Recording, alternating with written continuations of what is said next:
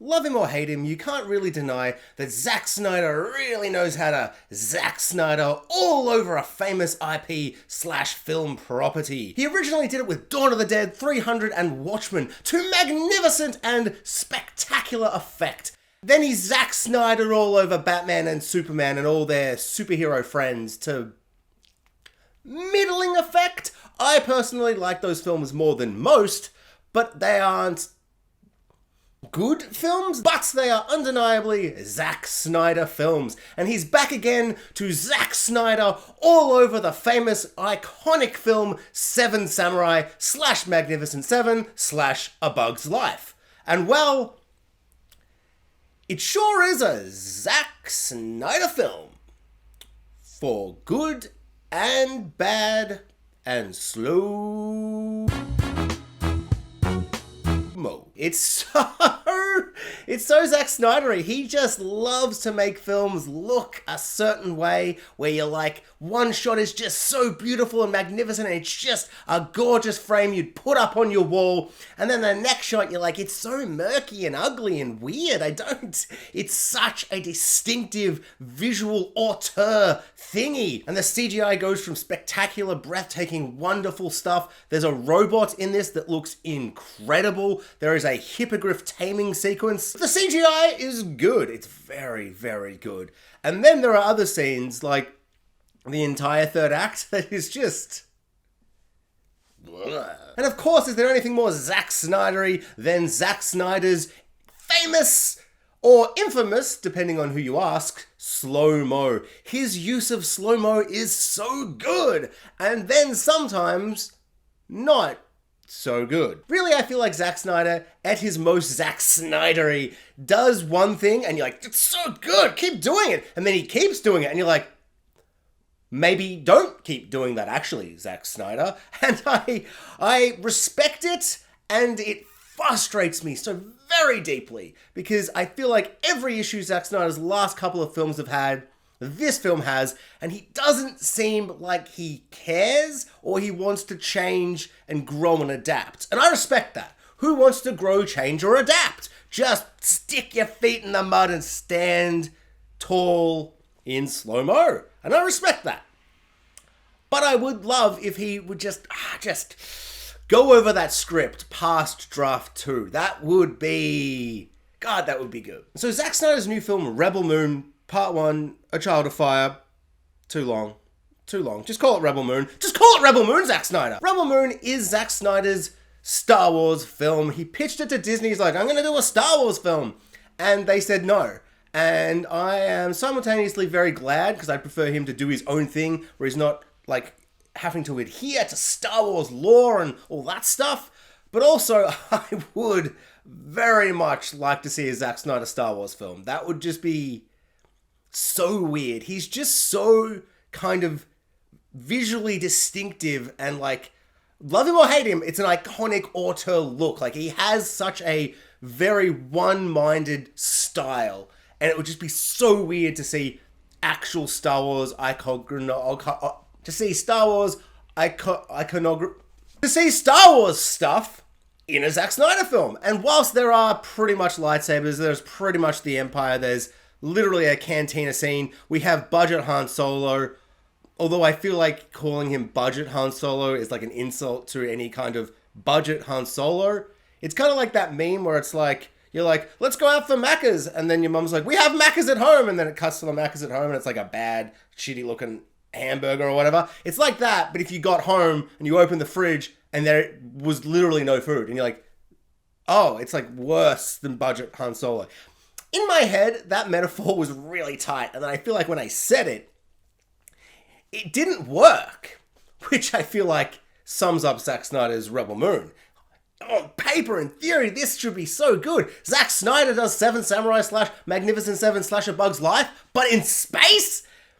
And he literally does that. Like, I feel like I can't spoil the film, because if you've seen any of those films, it's that.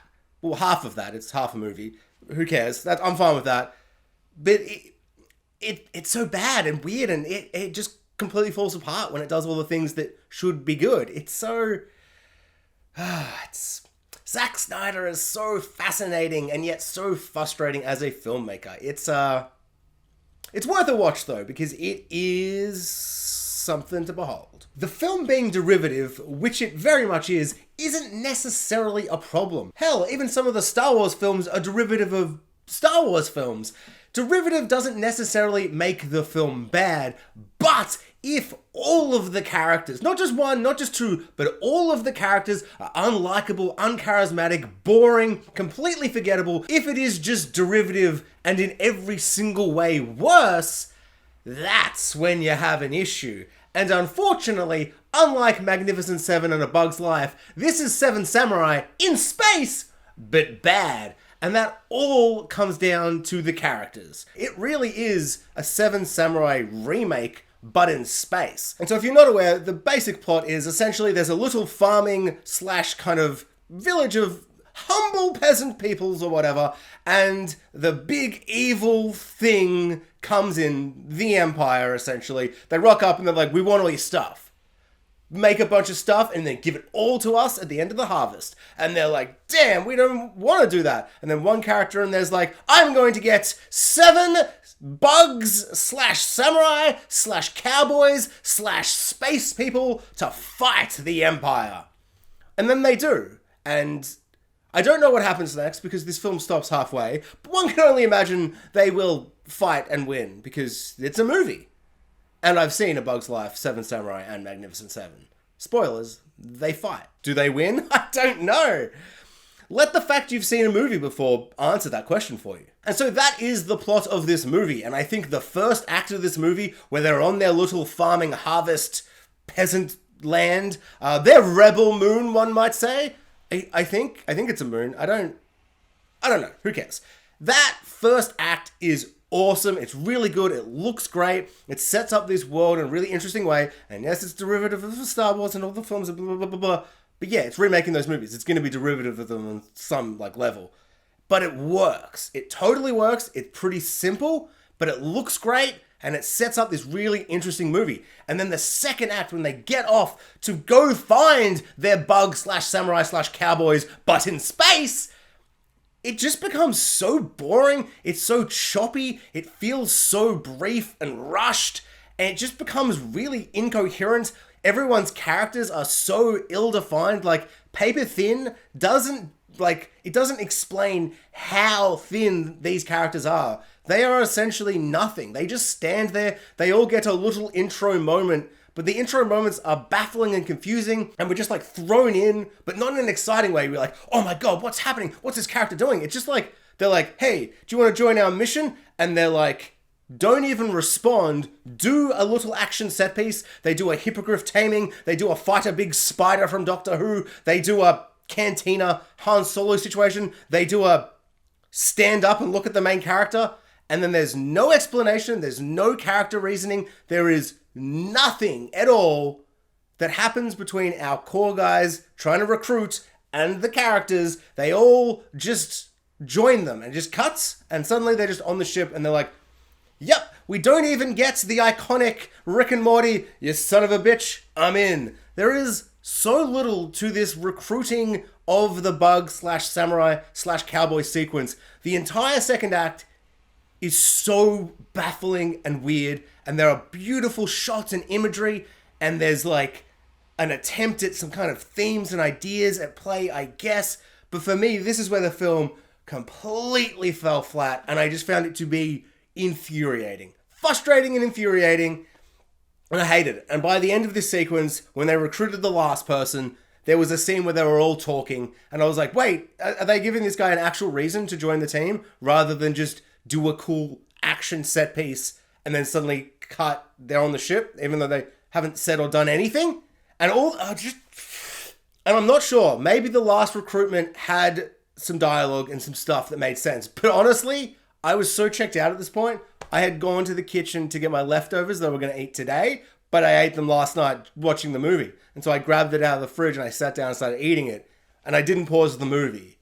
And I think that says a lot. And then the third act does a big third act thing, and you can kind of imagine what it's like. And it sucks. I hated it all. All the characters do a bunch of stuff, and you're like, I don't know any of these people. I don't think any of these people have even spoken. I don't know anything about them except for their badass, stereotypical fighter warrior characters or whatever. One of them's like, I ride a hippogriff. And the other one's like, I have a hat. And then the other one's like, well, I don't know. I missed his scene, to be fair, because I was getting chicken from the fridge. But that's not my fault. The film needs to be better.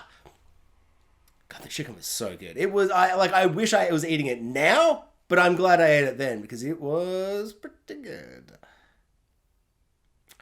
Oh, the third act. Yeah. It sucked. And I do think the most disappointing aspect of this film really kind of not working by the end of it is that I really think this film should work. It could work. It feels like there are so many scenes and sequences missing. It just flies through all these characters. There are just way too many characters. They don't give any of them time to breathe, except for our main Luke Skywalker / Rey Skywalker character. Like, our main female lead, she gets a really interesting subplot. I won't spoil what it is, but it's exactly the same as a character from the Avengers films, which I thought was really funny. I'm like, oh, they're doing that! And I won't say what it is, because I actually thought it was really interesting, but that's in the first act, where, like, the film is working, and the characters are given time to breathe, and given time to kind of live in this world. And I think, yeah, it really works at the start, then it doesn't. And it feels like it's like Zack Snyder's Justice League, where it's 4 hours and it's bloated and it's too long, but it gives every character time to breathe and we get to know them, whether you like them or not, or whatever, but it gives the film time. So in the third act, when all the action and stuff happens, yeah, you like those characters. Oh, I mean, you don't necessarily like those characters, but you know those characters. And in this, by making it 2 hours and 20 minutes or whatever, and not making it maybe 3.5 hours, you just don't care or know anything about any of these characters. It just does such the bare minimum. The only characters that I liked or had any emotional attachment to whatsoever were just because I knew who they were. I'm like, oh yeah, it's Dario Naharis 2.0. Or the villain, Dario Naharis 1.0. Original Recipe, Dario Naharis and Dario Naharis 2.0 share a scene together, and that was probably the best part of the film. Oh yeah, that's a problem. Despite thinking this was terrible, I am kind of keen for the next one because I only saw half a film. So I would love to see the end of the film.